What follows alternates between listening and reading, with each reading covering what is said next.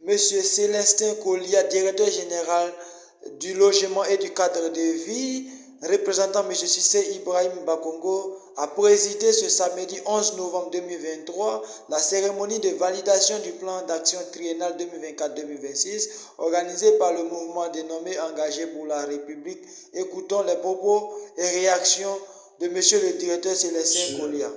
Du climat des affaires, eh bien, je voudrais vous encourager et dire que vous êtes en train d'aider, mais véritablement, non seulement le RHTP, mais de vous préparer vous-même à la relève pour demain, en abordant ce genre de thématique. Vous avez parlé, par exemple, de la question de la lutte contre le terrorisme. Je n'ai pas besoin de vous apprendre quoi que ce soit. Vous voyez tous le danger que représente le terrorisme aujourd'hui.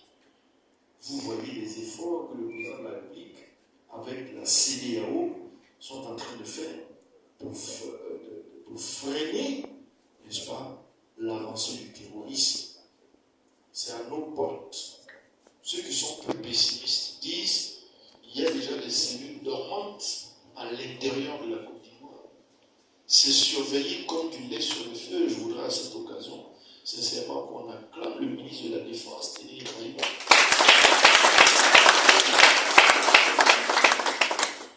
Parce que cette paix que nous avons est le résultat d'une surveillance que vous n'imaginez pas.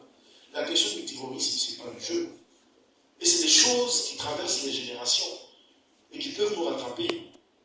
Aujourd'hui, c'est vrai, c'est l'affaire du ministre d'État, c'est l'affaire des présidents des conseils régionaux dans la plupart des régions, c'est l'affaire du président de la République, mais c'est aussi notre affaire.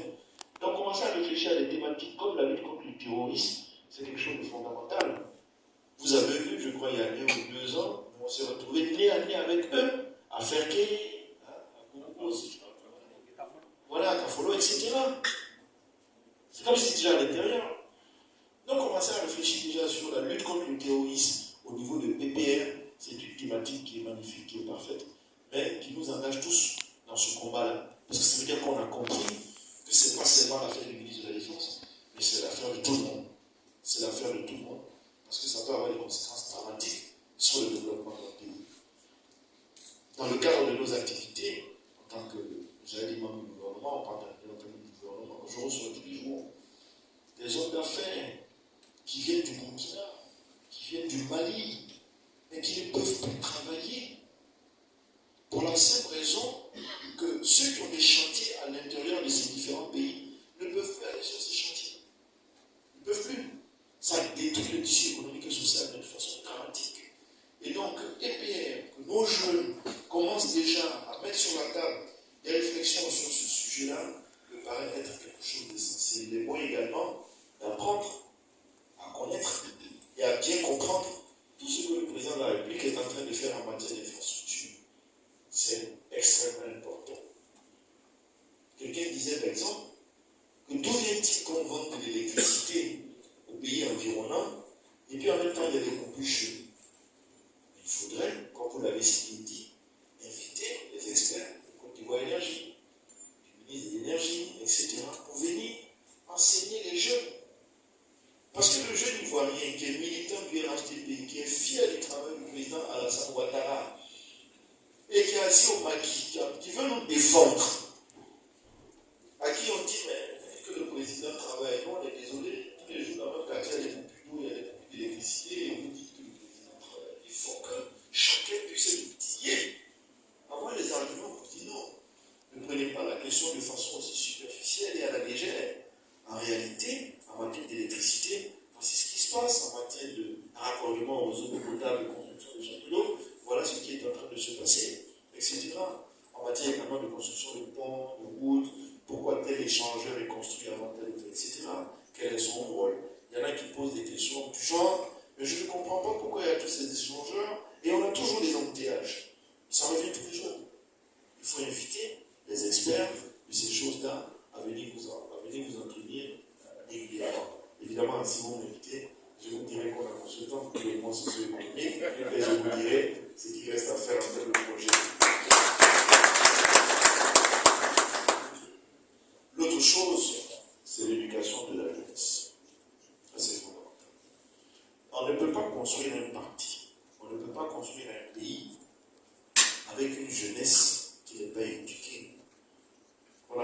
entendu parler de cette affaire de Kadhafi. Moi, je ne comprends pas très bien ce qui se passe. Je ne sais pas si ça les amuse. Je ne sais pas si c'est de la conscience. Je ne sais pas exactement ce que c'est.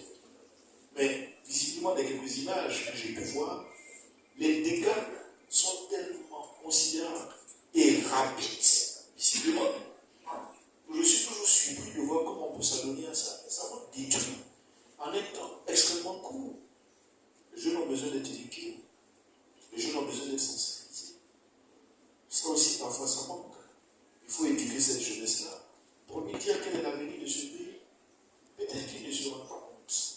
Mais ils sont 70% des Ivoiriens.